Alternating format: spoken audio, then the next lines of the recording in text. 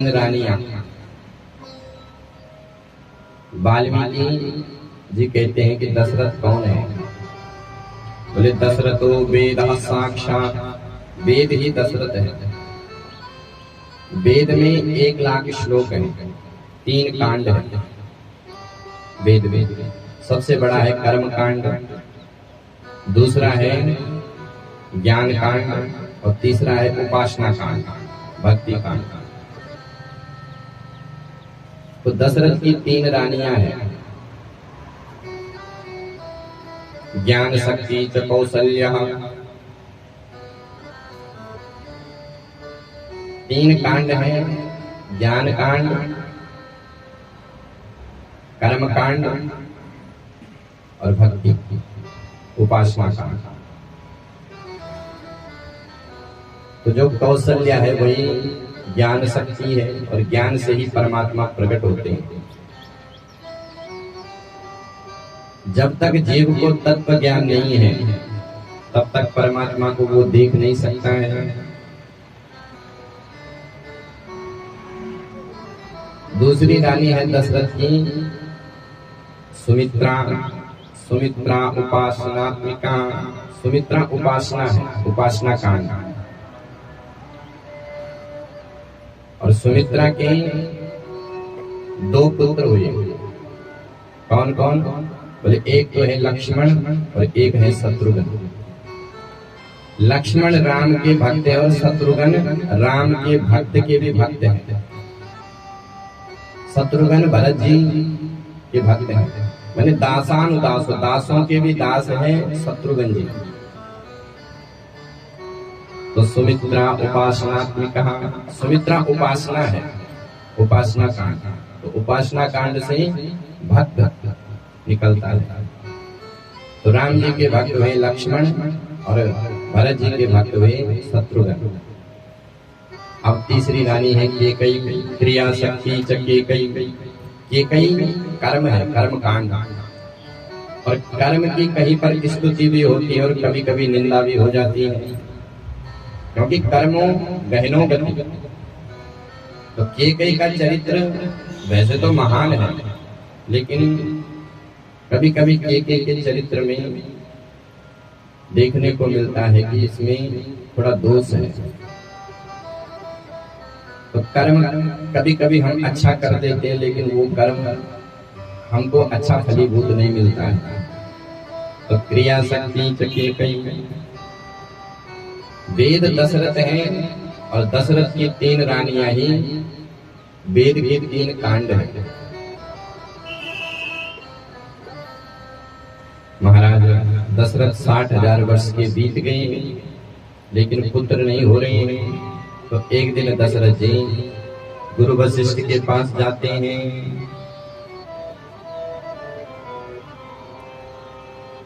एक बार भूपत मन माही, भई ग्लानि मोर सुत नाई। एक बार भूपत मन माही, भई ग्लानि मोर सुत नाई। श्रृंगिर सई वशिष्ठ बुलावा, पुत्र काम शुभ यज्ञ करावा। पुत्र काम शुभ यज्ञ करावा। एक बार राजा दशरथ के मन में बड़ी ग्लानि हुई कि मेरी कोई संतान नहीं है। तो महाराज दशरथ जी गुरु जी के पास पहुंचे।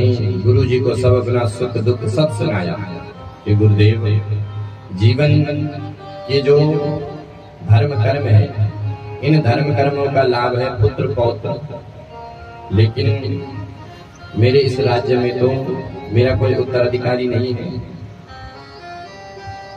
तो महाराज वशिष्ठ ने उसी समय सुमंत्र को बुलाया। सुमंत्र राजा दशरथ के मंत्री हैं और पूरी घटना सुनाई। सुमंत्र ने राजा दशरथ को सुनाया कि महाराज आपके मन में जब पुत्र की कामना उत्पन्न होगी तो फिर रोमपाद, जो राजा रोमपाद है, उसकी जो कन्या है शांता, उसका पति है श्रृंगी ऋषि, वो आएंगे और आपका पुत्र कामेष्टि यज्ञ करेंगे। अच्छा, जो शांता थी वो वैसे दशरथ की पुत्री थी। सुमित्रा के द्वारा महाराज दशरथ की पहले एक कन्या हो गई थी और वो कन्या राजा दशरथ ने राजा रोमपाद को दत्तक पुत्री के रूप में दी, दान किया उस कन्या का। एक बार राजा रोमपाद के यहाँ भयंकर अकाल पड़ा, वृष्टि बिल्कुल नहीं हुई। तो राजा रोमपाद ब्राह्मणों के पास गए। ब्राह्मणों ने कहा कि राजन, यदि अपने राज्य में वृष्टि चाहते हो, वर्षा चाहते हो, तो किसी ऐसे ब्रह्मचारी को लेकर के आओ जिसके चरण रखते ही तुम्हारी पृथ्वी पर वृष्टि बरस पड़े। तो राजा रोमपाल ने विचार किया कि ऐसा कौन महान होगा। तो संतों ने कहा कि महाराज, एक जंगल में है एक विभांडक ऋषि। विभांडक ऋषि को श्रृंगी की प्राप्ति हुई। कैसे? बोले, विभांडक ऋषि एक दिन जल में स्नान कर रहे थे और जल में उन्होंने मछली का मिलन देखा और उसी से जो है उनके शरीर से पसीना निकला और वो पसीना एक मछली ने ग्रहण किया और उसी मछली के द्वारा एक पुत्र पैदा हुआ जिसका नाम हुआ श्रृंगी। तो विभांडक ऋषि ने उसको जंगल में उसका पालन पोषण किया। विभांडक ऋषि ने अपने पुत्र का निर्माण ऐसे किया कि अपने पुत्र को नैष्ठिक ब्रह्मचारी बनाया। ऐसे जंगल में वास करते थे जहां पर वृक्ष तो होते लेकिन लताएं नहीं होती। श्रृंगी ऋषि को पुरुष में और स्त्री में कोई भेद ही पता नहीं था कि कौन स्त्री है कौन पुरुष है। तो महाराज राजा रोमपाद ने अपने राज्य की कुछ गणिकाओं को श्रृंगी ऋषि को लेने के लिए भेजा। श्रृंगी ऋषि जैसे ही राजा रोमपाद के उस राज्य में आए तो आकाश में मेघमंडल कड़कड़ाने लगे और वृष्टि हो गई। तो सुमंत पूरी घटना सुना रहे राजा दशरथ को। उसी समय जो है सुमंत्र लेने के लिए गए और श्रृंगी ऋषि और अपनी कन्या जो शांता थी जिसका विवाह श्रृंगी ऋषि के साथ रोमपाद ने किया, दोनों आए और पुत्र कामेष्टि यज्ञ करवाया। भगति सहित मुनि आहुति दीना, भगति सहित मुनि आहुति दीना, प्रगटे अग्नि चारु कर लेना, प्रगटे अग्नि चारु कर लेना। उसी ग्रहण करते हुए अग्निदेव प्रकट हुए और अग्निदेव ने एक दिव्य खीर का चरु दिया और वो चरु तीनों रानियों ने ग्रहण कर लिया। अब तीनों रानियों के गर्भ में जो है भगवान प्रकट हो गए, चतुर्भुज रूप में 4 अंशों में आए हैं। जैसे कौशल्या के गर्भ में भगवान आए तो गोस्वामी जी लिखते हैं, जा दिन ते हरि गर्भहि आए, जा दिन ते हरि गर्भहि आए, सकल लोक सुख संपत्ति छाए, सकल लोक सुख संपत्ति छाए। नवमी तिथि मधुमास पुनीता, नवमी तिथि मधुमास पुनीता, शुक्ल पक्ष विजित हरि प्रीता, शुक्ल पक्ष अभिजित हरि प्रीता, ते हरि कर भई आए, जा दिन ते हरि कर भई आए, जा दिन ते हरि कर भई आए। जब महाराज भगवान कौशल्या के गर्भ में आ गए तो सारी प्रकृति सुसज्जित हो गई। जोग लगन भारत के सकल भय अनुकूल। शुभ समय आ गया, चैत्र का महीना आ गया। चैत्र के महीने में शुक्ल पक्ष लग गई और उसी दिन प्रतिपदा से लेकर के नवमी पर्यंत महाराज दशरथ ने अनेक ब्राह्मणों को अपने घर में अनुष्ठान में पुनः बिठाया। और जैसे नवमी तिथि आई, दिन का 12 बज गए, मंगलवार आ गया। उसी दिन भगवान महाराज कौशल्या के सन्मुख पहले प्रकट हो गए। मध्य दिवस अर शीत न घामा, अखिल लोक दायक विश्राम। कौशल्या के सन्मुख जब भगवान प्रकट हुए, चतुर्भुज रूप में पहले आए। भगवान कृष्ण का भी जब जन्म हुआ तो एकदम छोटे नहीं बने, पहले चतुर्भुज के रूप में आए। कौशल्या ने जो भगवान को देखा तो कौशल्या तो भगवान की स्तुति करने लग गई। कौशल्या मैया भगवान की बड़ी सुंदर स्तुति करती है। हे ठाकुर, मैंने कौन सा पुण्य किया जो आज आप मेरे घर में पधारे हैं। कौशल्या मैया सुंदर स्तुति कर रही हैं। आइए हम भी कौशल्या मैया के साथ सुंदर स्तुति करें। भय प्रकट कृपाला दीन दयाला, कौशल्या हितकारी, हर्षित महतारी, मुनि मनहारी, अद्भुत रूप विचारी, लोचन अभिरामा, तनो घनश्यामा, निज आयुध भुज चारी, भूषण बनमाला, नयन विशाला, शोभा सिंधु करारी, कर जोरी स्तुति तोरी, की विधि करो अनंता, माया गुण ज्ञाना तीत अमाना, वेद पुराण बरंदा, करुणा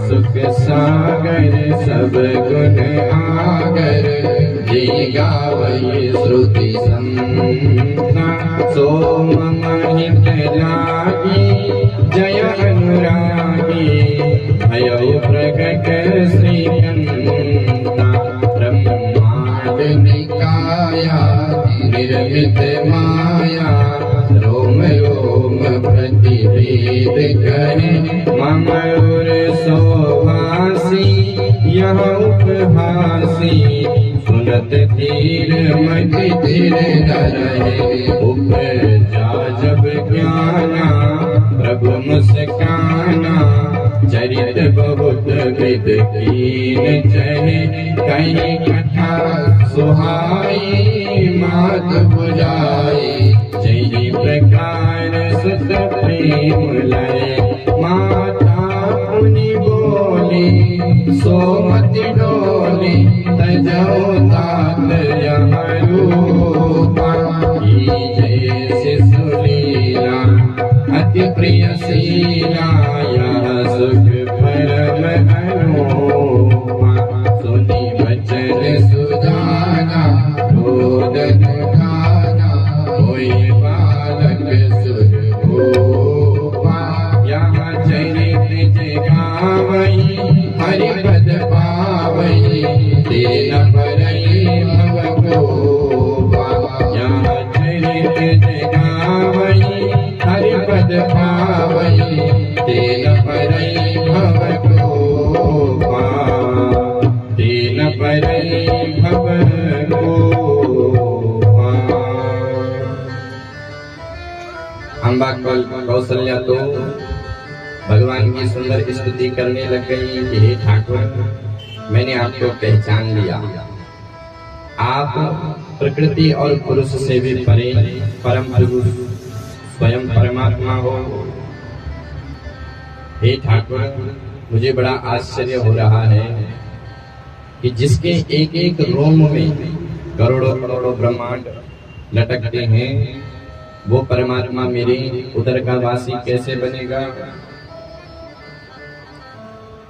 ब्रह्मांड निकाया निर्मित माया, रोम रोम प्रतिवेद कहे, ममोर सोवासी यहाँ उपहासी, सुनत तीर मते थिर न रहे। बार बार अम्बा कौशल्या भगवान की स्तुति कर रही है। भगवान कहते हैं कि माँ, स्तुति सुन सुन करके मेरे कान पक गए हैं, मुझे स्तुति अच्छी नहीं लग रही आपकी। मैं तो आपकी प्यार भरी फटकार सुनने के लिए आया हूँ, क्योंकि माँ स्तुति करे तो बच्चों को अच्छा नहीं लगता है। माँ जब डांटती है तो बच्चों को अच्छा लगता है। तो माँ, मैं तो आपकी डांट सुनने के लिए आया हूँ।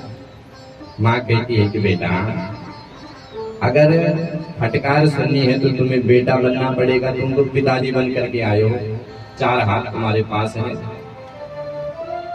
हाथ में शंख चक्र गदा पद्म लेकर के आए हो, तो ऐसे विराट पुरुष को देख करके कौन माँ उसको गोदी में खिलाएगी। भगवान कहते कि माँ, मुझे बच्चा बच्चा नहीं आता है। माँ कहती कि मैं सिखाती हूँ। बोले हाँ माँ, बताओ। मैया कौशल्या कहती है कि बेटा, सबसे पहले 4 हाथ गायब करो। 4 हाथ वाले बच्चे अच्छे थोड़ी लगते हैं। संसार को पता चलेगा तो संसार की भीड़ लग जाएगी, 4 हाथ वाला आया है। तो सबसे पहले 2 हाथ गायब करो, 2 रखो। ठीक है मैया। भगवान ने 2 हाथ गायब कर दिए। मैया कहती है कि बेटा, अब जो हाथ में त्रिशूल लिए, ये शंख चक्र गदा, इनको भी फेंको। बालक कोई सामान लेके थोड़ी आता है, वो तो खाली हाथ आता है। ठीक है मैया।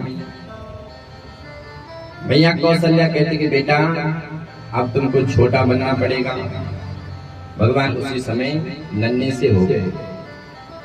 भगवान कहते कि मैया, अब तो ठीक है। मैया कहती है कि बेटा,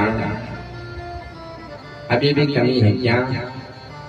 बोले पुत्र, बच्चा जब जन्म लेता है तो वस्त्रों में नहीं लेता है। तुमने तो पीतांबर धारण कर रखा है, इन वस्त्रों का भी त्याग करो। तो भगवान ने वस्त्रों का भी त्याग कर दिया। भगवान मुस्कुराते हुए बोले कि मैया, अब तो कोई कमी नहीं है। बोले बेटा, अभी भी कमी है। भगवान बोले माँ, अब क्या कमी है। बोले बेटा, बच्चा जब जन्म लेता है तो वो रोता है, और अगर बच्चा न रोए तो घर वाले रोने लग जाते हैं कि कहीं ये गूंगा तो नहीं है। इसलिए बेटा, रोना चालू कर दो। भगवान ने मन में विचार किया कि भैया, बड़ा अजीब संसार है ये, जन्म होते ही रुलाता है। मैया कहती कि बेटा, यही जन्म संसार का नियम है, रोना पड़ता है, सबको रोना पड़ता है। तो उसी समय भगवान ने रोना चालू कर दिया। सुनी वचन सुजाना रोदन ठाना।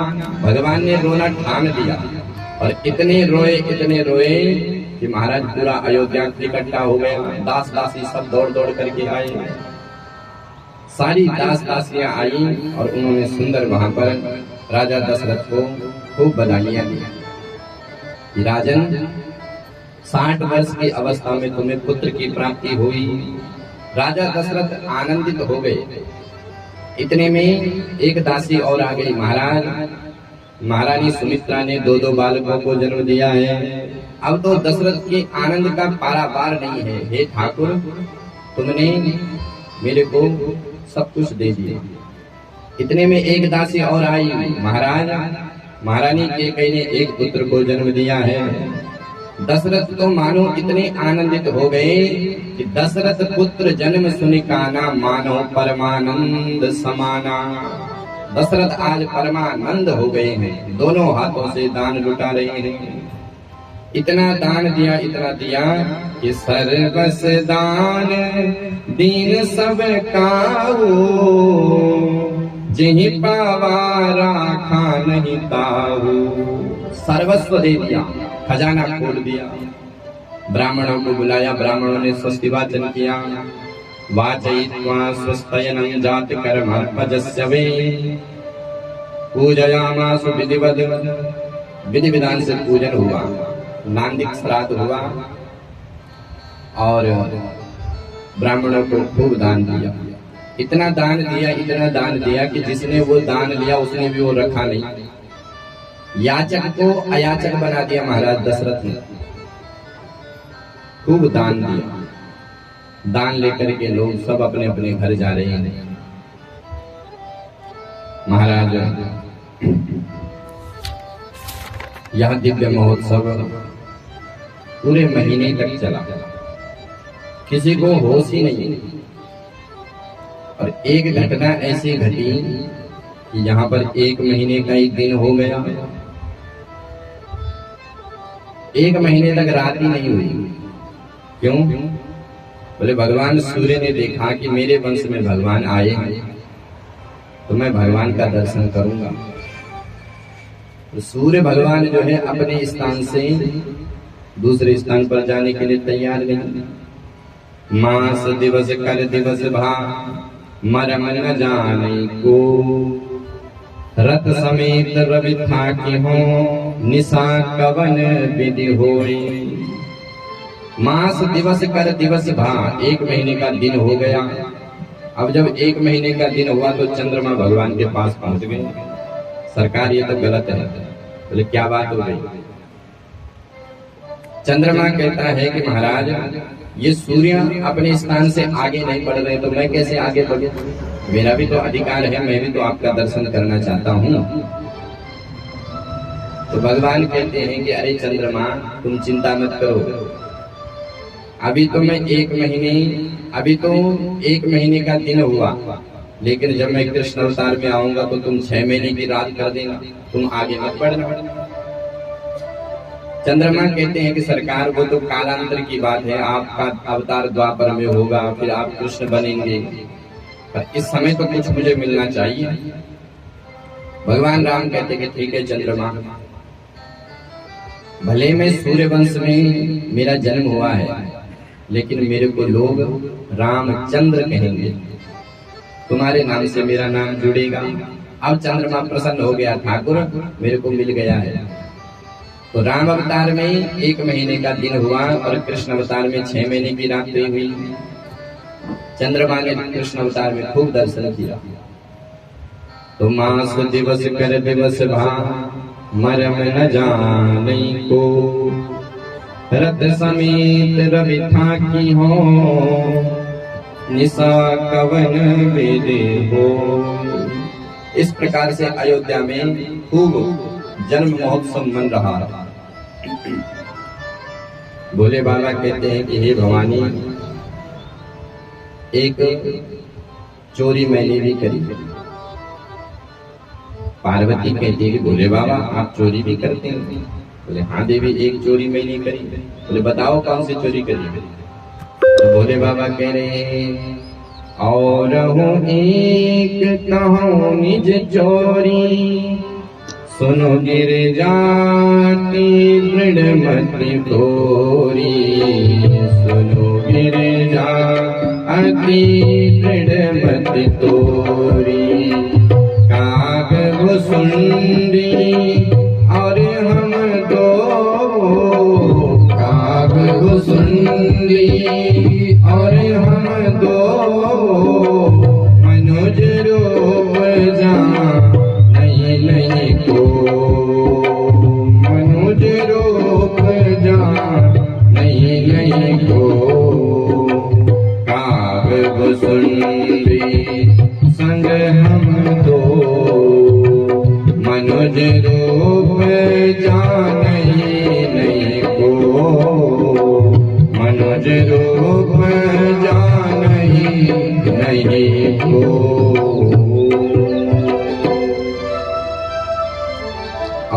एक कहो निज चोरी।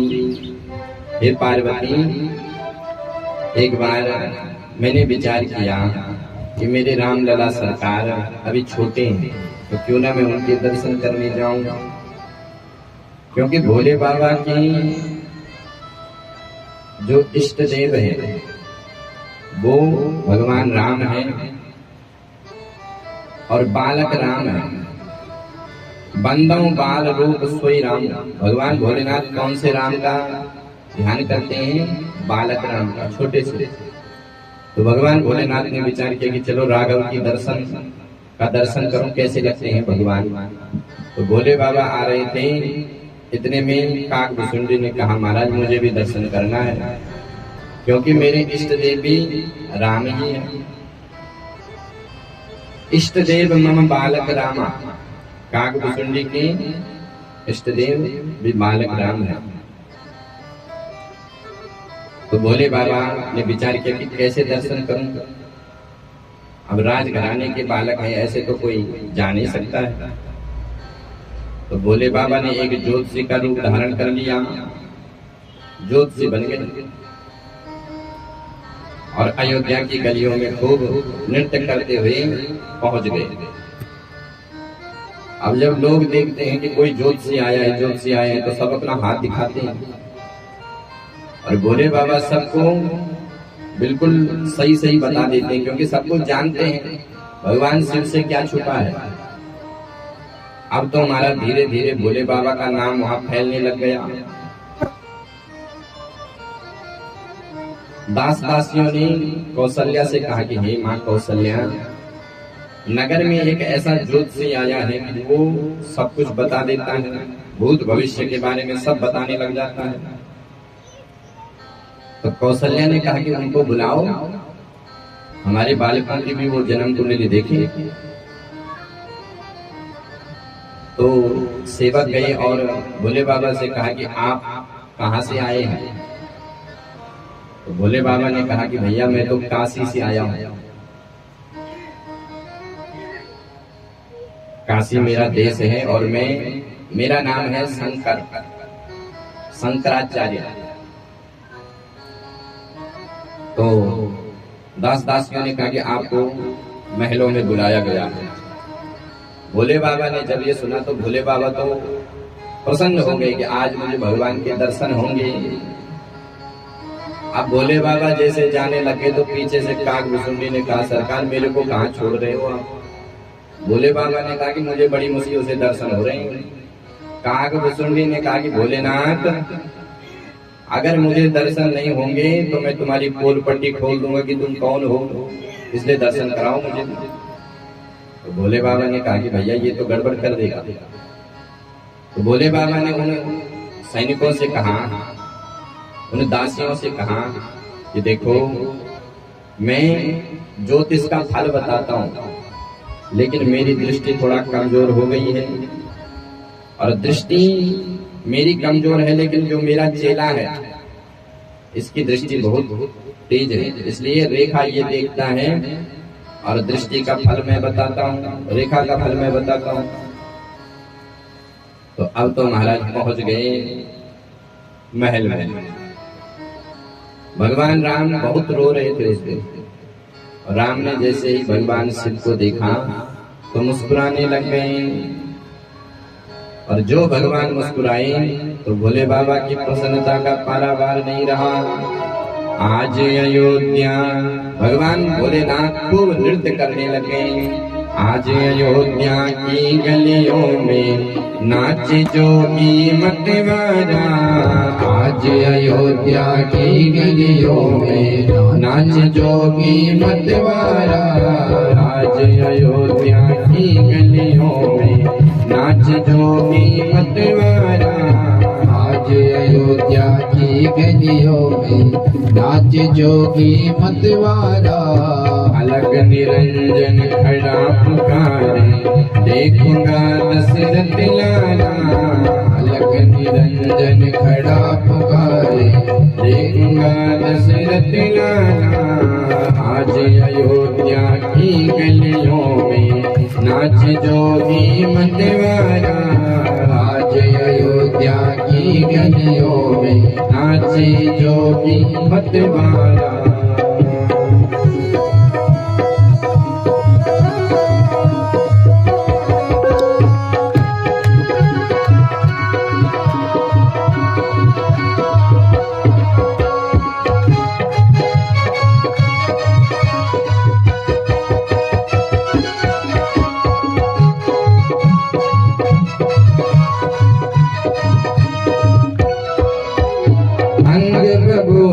लगाए जोगी बागंबर कटी में सोहे।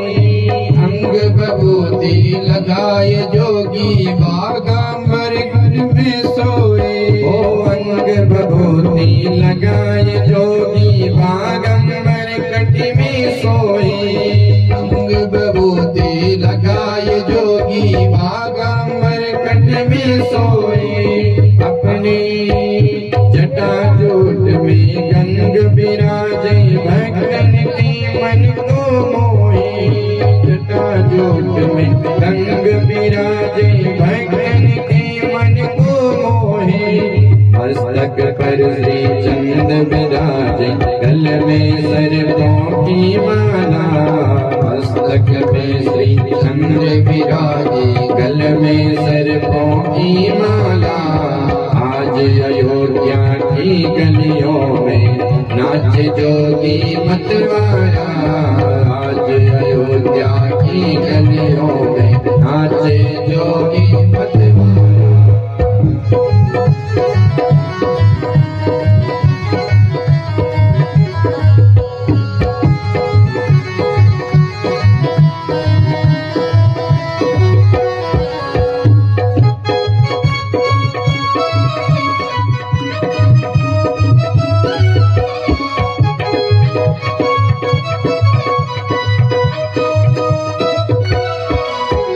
राजद्वार पर खड़ा पुकारे बोलते हैं मधुरी बाणी। राजद्वार पर खड़ा पुकारे बोलती मधुरी बाणी। अपने सुत को दिखा दे मैया जोगी मन में ये ठानी। अपने सुत को दिखा दे मैया जोगी मन में ये ठानी।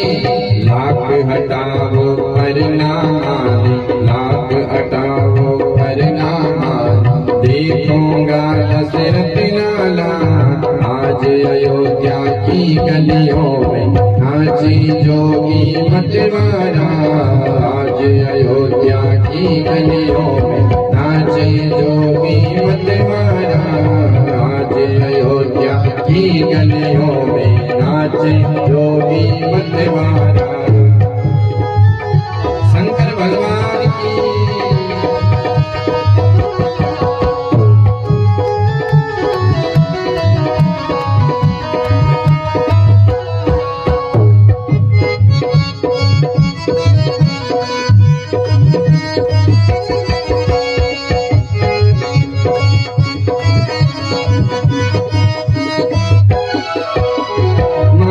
कौशल्या द्वार पे आई अपने सुत को गोद लिए। मात कौशल्या द्वार पे आए अपने सुत को गोद लिए। अति विभोर हो शिव योगी ने बाल रूप के दर्श किए।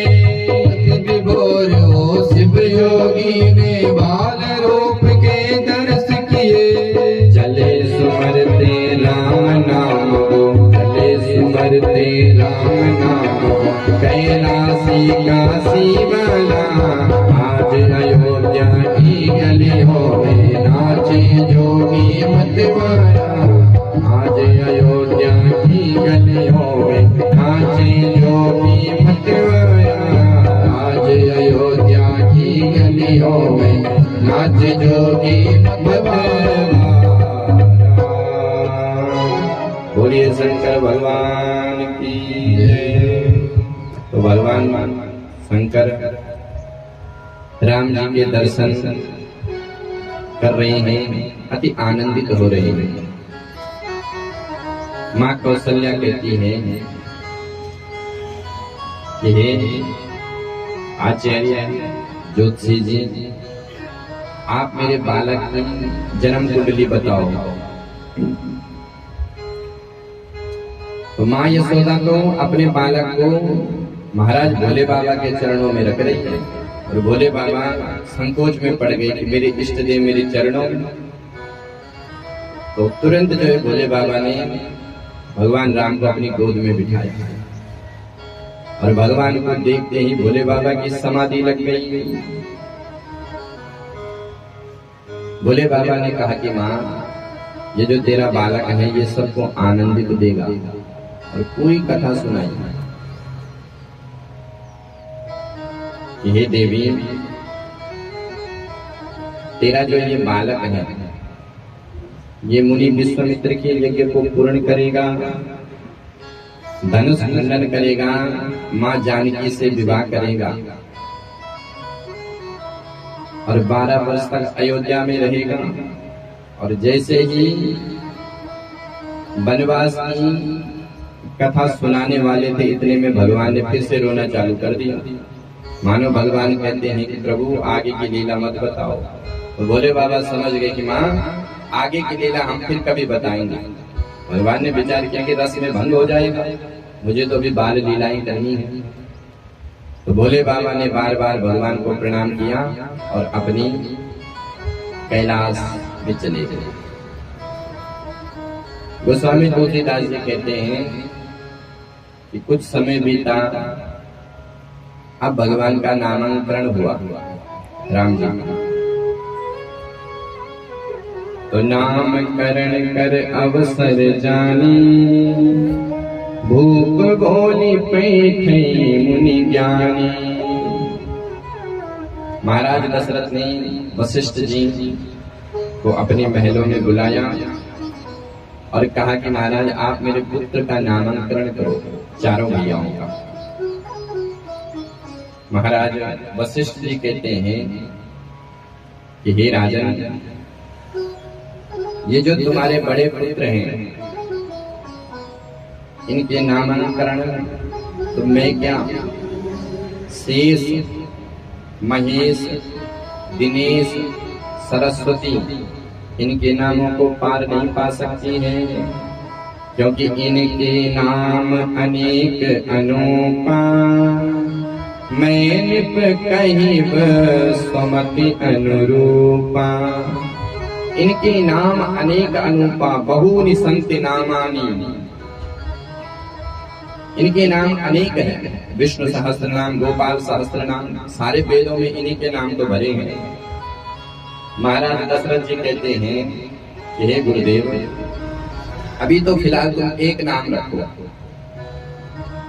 तो वशिष्ठ जी भगवान का नामकरण कर रहे हैं।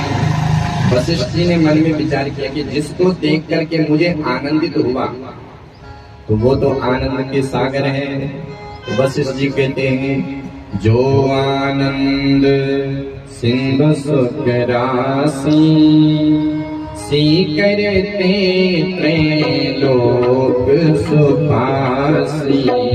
जो आनंद सिंधु सुख राशि, सी करते त्रैलोक सुपासी। सो सुख धाम राम असनामा, अखिल लोक दायक विश्रामा।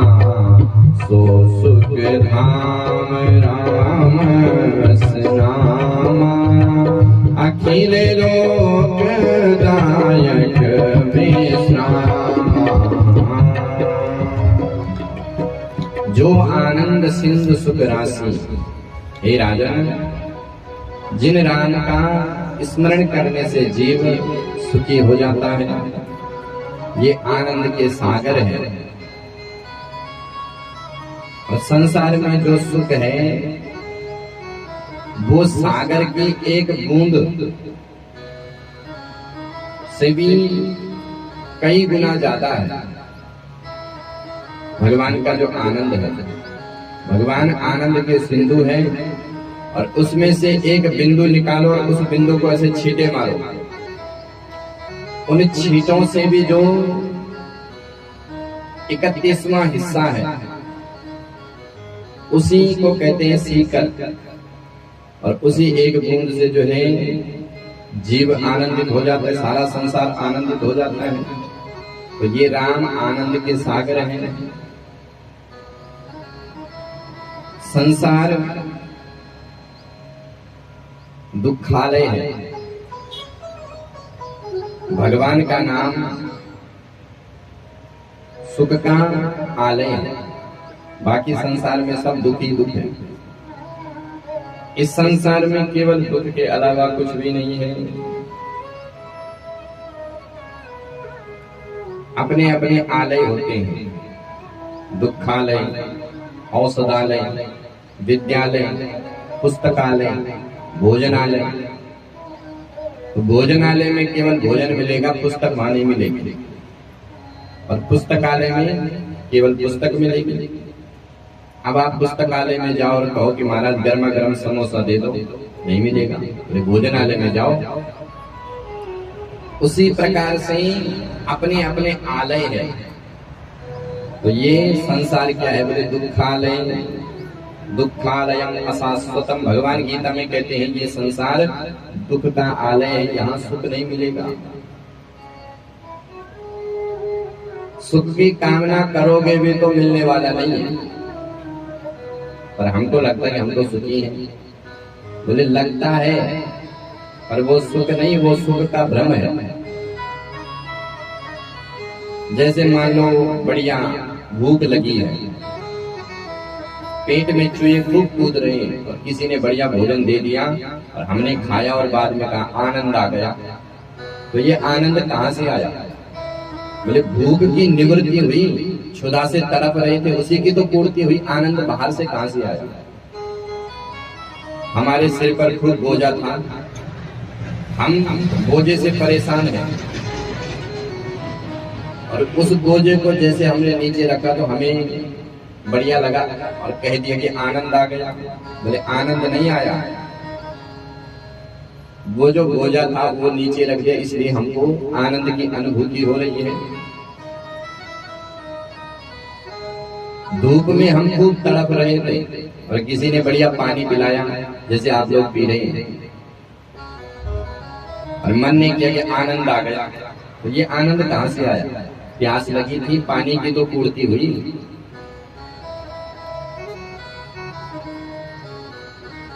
तो हम लोगों को लगता है कि कामना की पूर्ति हो जाएगी तो हमें आनंद मिलेगा, लेकिन वास्तव में आनंद नहीं है।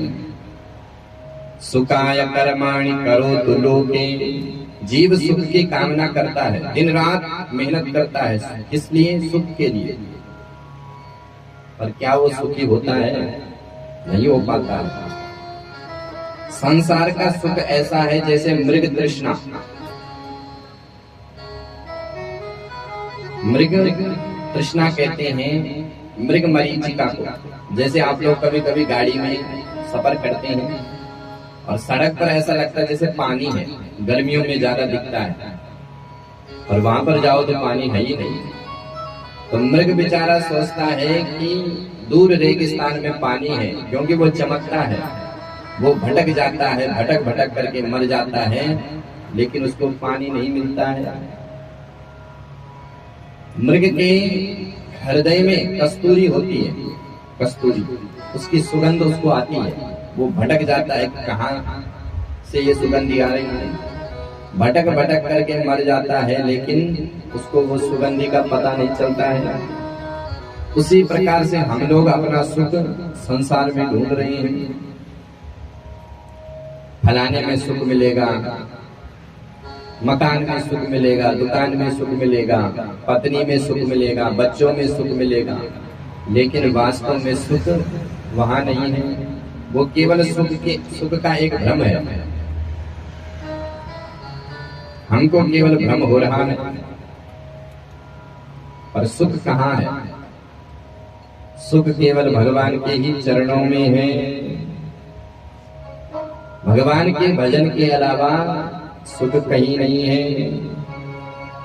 दीन कहे धनवान सुखी, धनवान कहे सुख राजा को भारी, राजा कहे महाराज सुखी, महाराज कहे सुख इंद्र को भारी। इंद्र कहे चतुरानन को सुख, चतुरानन कहे सुख विष्णु को भारी। पर तुलसीदास विचार करे हरि, भजन बिना सब जीव दुखारी। एक दूसरे को सब सुखी मानते कि फलाना व्यक्ति सुखी होगा, फलाना व्यक्ति सुखी होगा, लेकिन सुखी वही है जिसने अपनी समस्त कामनाओं को संकुचित कर दिया, जिसने कामना को मार दिया। क्योंकि दुख कामना से प्रकट होता है। व्यक्ति पहले सोचता है कि मेरा ऐसा कारोबार होगा, ऐसा मैं मकान बनाऊंगा, और नहीं बना तो दुखी हो जाएगा, परेशान हो जाएगा। तो व्यक्ति सोचता है कि दूसरा व्यक्ति सुखी होगा, लेकिन वास्तव में सुखी कोई नहीं है। जिसने भगवान का भजन कर लिया वही सुखी है। हरे का भजन करो, हरि है हमारा, हरि नाम से तेरा काम बनेगा, हरि नाम से तेरा काम बनेगा, हरि नाम ही तेरे साथ चलेगा, हरि नाम ही तेरे साथ चलेगा, हरि नाम ही तेरे साथ चलेगा, हरि नाम ही तेरे साथ चलेगा। हरि नाम लेने वाला, हरि नाम लेने वाला, हरि नाम लेने वाला, हरि नाम लेने वाला, हरि का है प्यारा, हरि का भजन करो, हरि है हमारा, हरि का भजन करो, हरि है हमारा। हरि की भजन बिना, हरि की भजन बिना नहीं है गुजारा, हरि का भजन करो, हरि है हमारा, हरि का भजन करो, हरि है हमारा।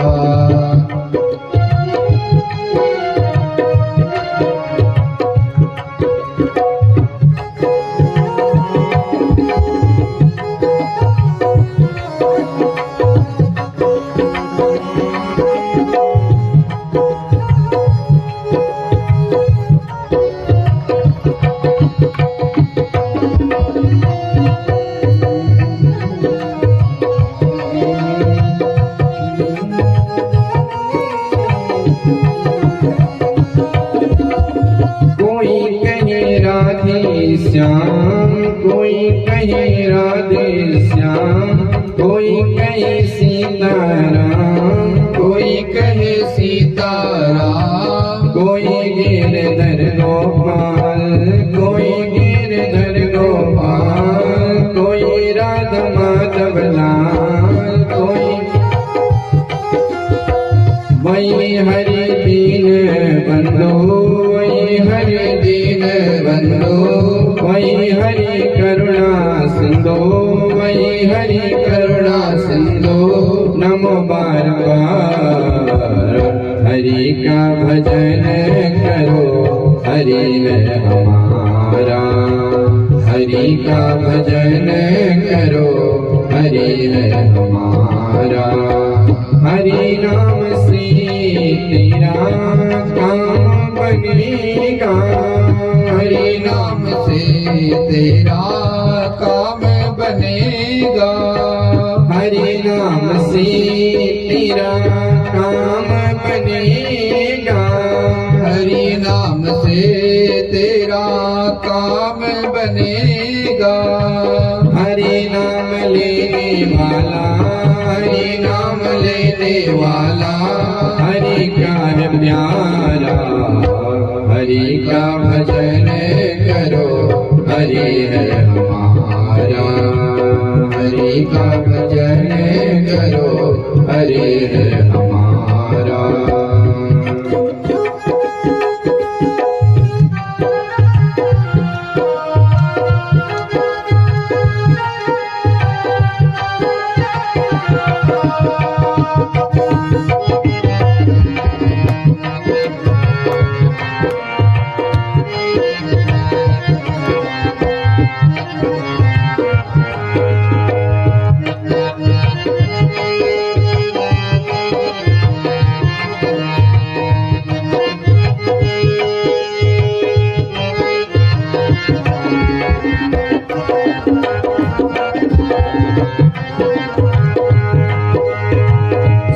दुख भोगे जाओ, लेख सब मिटाते जाओ। सुख दुख भोगे जाओ, लेख सब मिटाते जाओ, हरि गुण गाते जाओ, हरि गुण गाते जाओ, हरि गुण गाते जाओ, हरि गुण गाते जाओ।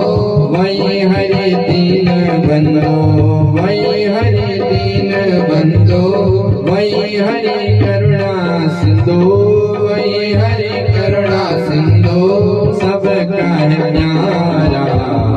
हरि का भजन करो, हरि है हमारा। हरि का भजन करो, हरि है हमारा।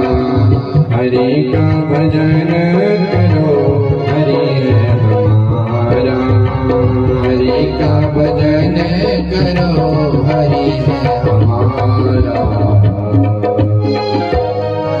बोलिए रामलला सरकार की जय। तो इस प्रकार से महाराज वशिष्ठ राम जी का नामकरण कर रहे हैं कि हे दशरथ, इस समय हम तुम्हारे पुत्र का नाम राम रख रहे हैं। सो सुख धाम राम असनामा, अखिल लोक दायक विश्रामा। जो समस्त चराचर के जीवों को सुख प्रदान करें, वही भगवान राम है। राम भजन बिना संसार में सुख नहीं है। व्यक्ति कितने भी जतन कर ले, लेकिन हरि के भजन के बिना उसको सुख मिलने वाला नहीं है। क्योंकि सुख हमारे भीतर है, बाहर सुख नहीं है। हम लोग सुख की कामना करते दिन रात मेहनत करते हैं, लेकिन क्या सुख मिलता है? सुख का वो भ्रम है। जिस सुख से हम आनंदित होते हैं वो केवल सुख का एक भ्रम मात्र है। लेकिन वास्तव में सुख क्या है, उस सुख से परिचित तो हमारे बाबा जी हैं। वास्तव में जो सुखी है, सब संत सुखी विचरंत मजन। जो अपने में ही सुख माने वही तो सुखी है। संसार के सब लोग दुखी हैं। कोई तन दुखी, कोई मन दुखी, कोई धन बिन रहे उदास। थोड़े थोड़े सब दुखी, सुखी राम के दास। जिन्होंने अपने जीवन का सर्वस्व भगवान के चरणों में अर्पित कर दिया, न्योछावर कर दिया, वही वास्तव में सुखी है। बाकी सारा संसार दुखी है। इसलिए सुख का जो धाम है वो भगवान का नाम है, भगवान का चरित्र है। तो भगवान राम का नामांकरण किया। अब भरत जी का नामांकरण कर रहे हैं। विश्वभरण पोषण कर जोई, ताकर नाम भरत यस होई। ताकर नाम भरत यस होई। विश्व भरण पोषण कर जो विश्व को भर दे। किस चीज से? बोले भगवान की भक्ति से जो सबको भर दे वही तो भरत है। अथवा भरत भक्ति में जो रत है वो है भरत। भज सेवायाम धातु से भक्ति शब्द बनता है। तो भगवान के प्रेम से जो भर ले वो है भरत जी। क्योंकि राम जी का प्रेम इतना गूढ़ था कि अगर भरत चरित्र न होता तो राम के प्रेम को प्रकट नहीं कर पाता कोई। भरत चरित्र से राम का प्रेम प्रकट है। तो जो भगवान की भक्ति से भर दे, भगवान के प्रेम से भर दे वो है भरत। अब तीसरे भैया का नामकरण कर रहे हैं। जाके सुमिरन तेर पुनासा, नाम शत्रुघ्न वेद प्रकाशा। नाम शत्रुघ्न वेद प्रकाशा। जाके सुमिरन तेर पुनासा, जिनके सुमिरन मात्र से शत्रुओं का नाश होता है। शत्रुघ्न जी का चरित्र आप लोग देखो तो शत्रुघ्न जी ने कभी शस्त्र नहीं उठाए, किसी के साथ झगड़ा नहीं किया, बिल्कुल मौन शांत चरित्र है शत्रुघ्न का। तो गोस्वामी जी ने क्यों लिखा कि जिनके स्मरण से शत्रुओं का नाश होता है। शत्रुघ्न बाहर के शत्रुओं से भले युद्ध ना करे लेकिन भीतर के शत्रुओं से युद्ध करते हैं। वाल्मीकि जी कहते हैं शत्रुघ्न नित्य शत्रुघ्न हो। शत्रुघ्न हमारे जो भीतर काम क्रोध मद लोभ बैठे हैं उनका नाश करते हैं शत्रुघ्न जी महाराज। शत्रुघ्न की स्मरण से ही काम क्रोध आदि विकारों पर हम लोग विजय प्राप्त कर सकते हैं। तो शत्रुघ्न का नामकरण किया। अब है चौथे भैया लक्ष्मण। अच्छा, लक्ष्मण का जो स्थान है वो तीसरे नंबर का है। राम, भरत, लक्ष्मण और शत्रुघ्न। लेकिन लक्ष्मण जी का नामकरण अंत में कर रहे हैं। क्यों? बोले लक्ष्मण सबके आधार है, शेष अवतार है। तो लक्ष्मण का नामकरण किया। लक्षण धाम राम प्रिया, सकल जगत आधार। गुरु वशिष्ठ तिहि राखियो, लक्ष्मण नाम उधार। लक्षण धाम राम प्रिया, लक्षणों के धाम है और राम जी के परम स्नेही है। रामचरित्र मानस में आप लोग देखेंगे कि भगवान राम का वियोग सबसे हुआ। पिता से वियोग हुआ, भरत से वियोग हुआ, अयोध्या वासियों से वियोग हुआ, जानकी मैया से वियोग हुआ, लेकिन लक्ष्मण से कभी भी वियोग नहीं हुआ। और लक्ष्मण का वियोग भगवान सहन नहीं कर सकते हैं, इतना प्रेम करते हैं लक्ष्मण से। जब भगवान अपने स्वधाम गमन के लिए जा रहे थे तो भगवान से मिलने के लिए एक बार काल आया यमराज। तो यमराज ने कहा कि सरकार, मैं आपसे गुप्त वार्ता करना चाहता हूँ। ऐसी बातें हो जो आपके और मेरे बीच में कोई ना आए। तो भगवान ने लक्ष्मण से कहा कि लक्ष्मण, तुम दरवाजे पर खड़े रहो, कोई भीतर ना आए। तो अब यमराज और भगवान की गुप्त वार्ता हो रही है। इतने में दुर्वासा ऋषि आए। हमारे सनातन संस्कृति में 5 ऋषि ऐसे हैं जो महाक्रोधी है। दुर्वासा, विश्वामित्र, भृगु, परशुराम, महान क्रोधी ऋषि है। तो दुर्वासा जी आए। दुर्वासा जी कहते कि लक्ष्मण, मुझे भगवान के दर्शन करने हैं। लक्ष्मण ने कहा कि सरकार, अभी भगवान की गुप्त वार्ता चल रही है, अभी भगवान किसी से मिल नहीं सकते। दुर्वासा जी कहते हैं कि मैं बड़ी दूर से आया हूँ, जल्दी मिलाओ, नहीं तो मैं ऐसा श्राप दूंगा कि पूरी अयोध्या नष्ट हो जाएगी। तो लक्ष्मण जी को बड़ा द्वंद्व हुआ।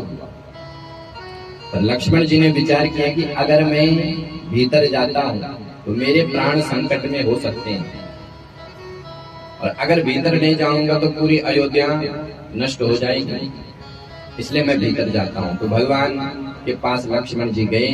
भगवान ने कहा, लक्ष्मण तुमने ये गलत किया है। तो शर्त यमराज ने रखी थी कि हम लोगों के बीच में जो आएगा उसको प्राण दंड मिलना चाहिए। और भगवान राम ने लक्ष्मण से कहा कि लक्ष्मण हमारी तो वार्ता हो गई है, कोई बात नहीं। तो लक्ष्मण ने कहा कि नहीं प्रभु, आपका जो धर्म है आप उसका पालन करो और मैं जल समाधि लेता हूं। तो लक्ष्मण जी जल में गए, शेष रूप में परिणित होकर के क्षीर सागर गए, और भगवान लक्ष्मण के उस वियोग को सहन नहीं कर पाए। भगवान ने भी जल समाधि ले ली। तो लक्ष्मण का जो चरित्र है वो बड़ा अद्भुत चरित्र है। लक्षण धाम राम प्रिया सकल जगत आधार, गुरु वशिष्ठ तिहि राखियो लक्ष्मण नाम उधार। लक्ष्मण नाम रखा। महाराजा चारों भैया खूब बाल लीलाएं करते हैं। माँ यशोदा, माँ कौशल्या अपने लाला का बढ़िया सुंदर श्रृंगार करती है। कभी भगवान की आंखों में काजल लगाती है, कभी भगवान के बालों में सुंदर सुंदर फूलों को गूंथ देती है। गोस्वामी तुलसीदास जी कहते हैं कि व्यापक ब्रह्म निरंजन, निर्गुण विगत विवेक, सोज प्रेम भगति बस कौशल्या की गोद। जो परमात्मा अगुण है, निर्गुण है, निराकार है, जिसका पार वेद नहीं पाते हैं, वो आज परमात्मा कौशल्या की गोद में है, भक्ति में रत होकर के। ये भक्ति की शक्ति है। भक्ति में वो ताकत है। भारत की माताओं में वो शक्ति है कि वो अपने गर्भ से भगवान को जन्म दे देती है, भगवान को अपनी गोद में बिठा सकती है। ये भारत की जननियों में ही सामर्थ्य है।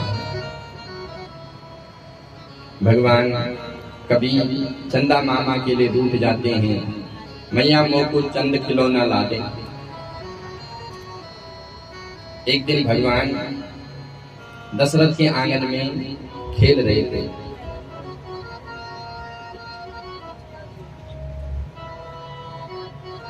और भगवान राम के हाथों में माखन और रोटी है।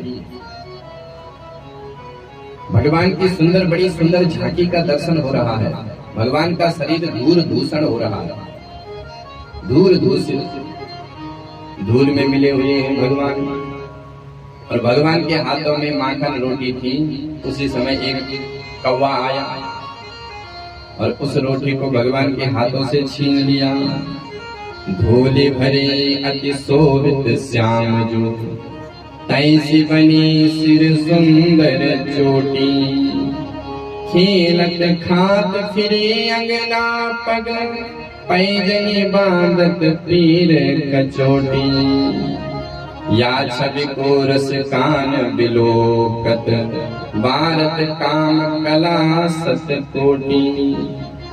काग के भाग कहाँ सजनी हरी, हाथ सुले गयो माखन रोटी। काग को भाग कहाँ सजनी हरि, हाथ सुले गयो माखन रोटी। रसकान जी ने भगवान का दर्शन किया और रसकान जी ने सुंदर झांकी का वर्णन किया। भगवान के हाथों से कौवे ने रोटी छीन ली। भगवान राम दशरथ के आंगन में ठुमुक ठुमुक करके चलने लगते हैं। कभी भगवान राम दशरथ की आंगन में दौड़ते दौड़ते गिर जाते हैं, कभी गिरते गिरते उठ जाते हैं। भगवान की ऐसी सुंदर झांकी का दर्शन हो रहा है। ठुमुक चलत रामचंद्र, ठुमुक चलत रामचंद्र। बाजत है पैजनिया, ठुमुक चलत रामचंद्र, ठुमुक चलत रामचंद्र, बाजत पैजनिया, ठुमुक चलत रामचंद्र, ठुमुक चलत रामचंद्र। भगवान दशरथ के आंगन में खूब क्रीड़ा करते हैं। गोस्वामी जी कहते हैं कि एक और लीला का दर्शन करो। एक बार महारानी कौशल्या ने अपने लाला का सुंदर श्रृंगार किया और अपने लाला को पलने पर लिटा दिया और उनके जो इष्ट देव हैं रंगनाथ, सुंदर भोजन तैयार किया कौशल्या मैया ने और भगवान को भोग लगाने के लिए चल पड़ी। एक बार जननी अनुहाये, करे श्रृंगार पलना पौड़ाए, निज कुल इष्ट देव भगवाना, पूजा ये तुम कीन स्नाना। और भगवान रंगनाथ को भोजन अर्पित किया। भगवान राम सोए, भगवती कौशल्या भगवान को भोग लगा करके भोजन खाती है। मानो रामचरित्र हमको शिक्षा देता है कि भोजन वैसे नहीं खाना चाहिए, भोजन को अवश्य भोग लगा करके खाना चाहिए, क्योंकि जिस भोजन में भोग की दृष्टि होती है उसमें कभी माया का प्रवेश नहीं होता है। प्रसादो सर्व दुखानाम, प्रसाद का मतलब क्या होता है? जिसको हम भोग लगाते हैं उसी को जब हम खाते हैं तो वो प्रसाद बन जाता है। और प्रसादो सर्व दुखानाम हानि लाभो सुजायते, प्रसाद हमारे समस्त दुखों का हरण करता है। प्रसाद में सत्व बुद्धि होती है।